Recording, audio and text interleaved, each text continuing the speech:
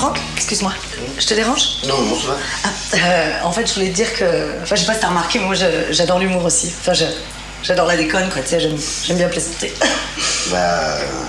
Si moi, je peux te faire un compliment aussi, je te trouve très jolie.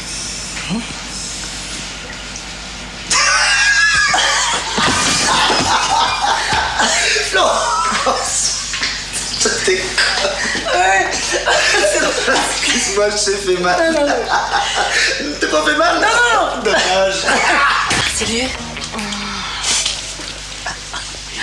Ludo, tu sais, ça fait un moment que je te regarde, là, et c'est marrant, je me dis que toi et moi, peut-être qu'on pourrait faire un petit bout de chemin ensemble. Ou pas. Bah oui, ou pas. Oui, c'est vrai, on sait pas. Tiens, dégage. Elle va revenir. Je le connais, il revient des fois. Tu vas voir. Ou pas. Eh Dieudonné, on le laisse tranquille. Tout le monde est anonyme ici. Eh Dieudonné.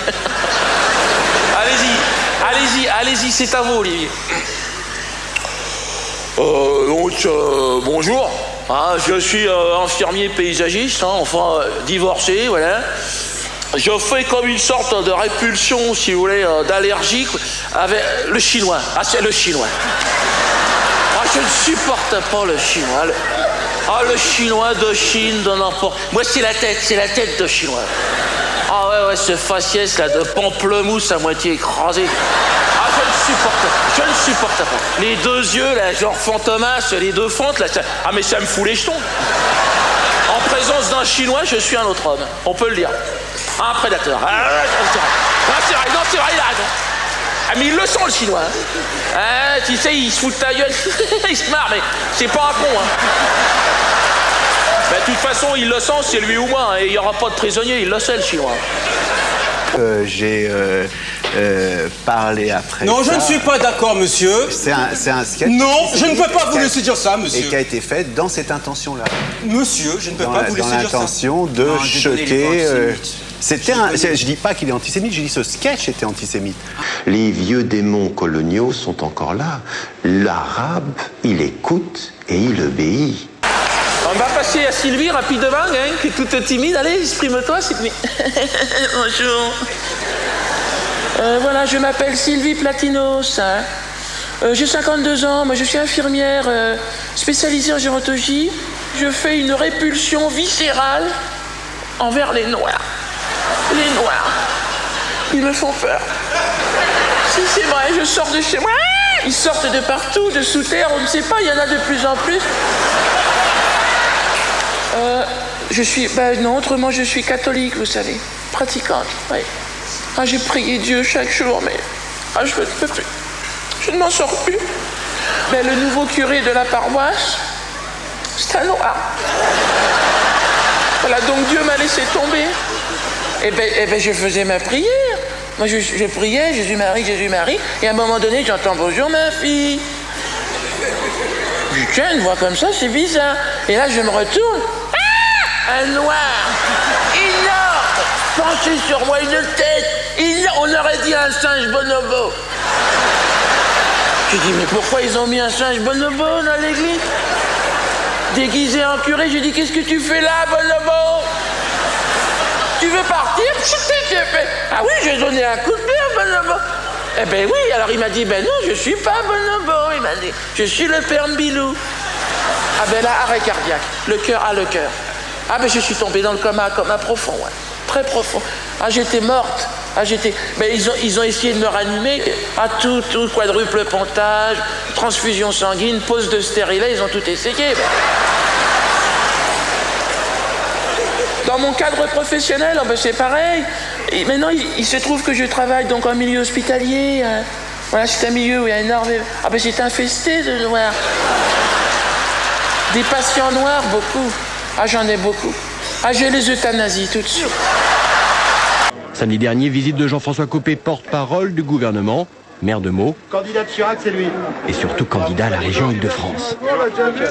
Ça va la vie? Bonjour. Bonjour, ça va? Ça va, on peut aller. Ouais, regardez où est-ce qu'on habite, où est-ce qu'on fait. Moi je suis maire à Meaux, j'ai les mêmes problèmes, hein. C'est les mêmes quartiers, ça fait 40 ans que c'est comme ça. Copé en cuir, bronzé, cravaté, relax, mais discrètement bordé par 2 gardes du corps. Pourquoi est-ce que les jeunes ils traînent dehors? Pourquoi? C'est de ça qu'il faut parler. Vous voulez casser des bâtiments, on veut pas qu'ils soient cassés les bâtiments. Laissez-les là, les bâtiments, on est bien dedans. Je suis de ceux qui ne simplifient pas le débat et qui ne veulent pas qu'on dise dans le monde musulman il n'y a qu'une seule voie pour le monde musulman, c'est l'occidentalisation. Le 26 février, le ministère de l'Intérieur décide par cet arrêté d'expulser Bouziane. Pour combattre l'intégriste, il fallait combattre avec les armes du droit. Moi je crois qu'on le voit à l'échelle de l'Irak, on le voit à l'échelle de la France. Quand on a des gens qu'on veut combattre parce qu'on dit que ce sont des terroristes ou qui produisent de la violence, si on utilise les mêmes méthodes qu'eux, c'est-à-dire il n'y a plus de droit, on fait ce qu'on veut, c'est que le rapport de force, c'est eux qui ont gagné.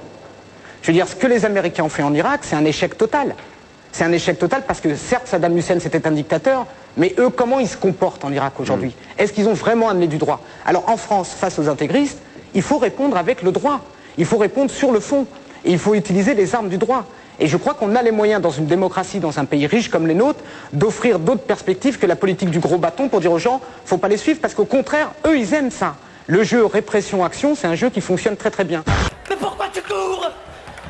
Mais parce que tu cours. Et moi je cours parce que tu cours. On n'a qu'à arrêter de courir alors. Moi j'ai pas confiance.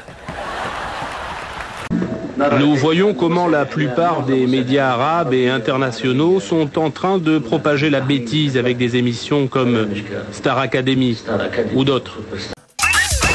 Voilà, sans transition, prévention, le gouvernement a lancé une grande campagne de mobilisation contre le cannabis. C'est une bonne chose, mais il y a des drogues plus dures et plus dangereuses, souvenez-vous.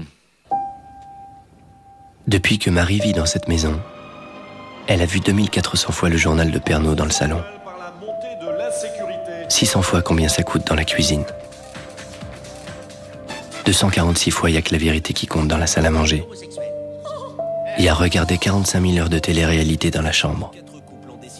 Au total, Marie a passé 86 765 heures devant TF1.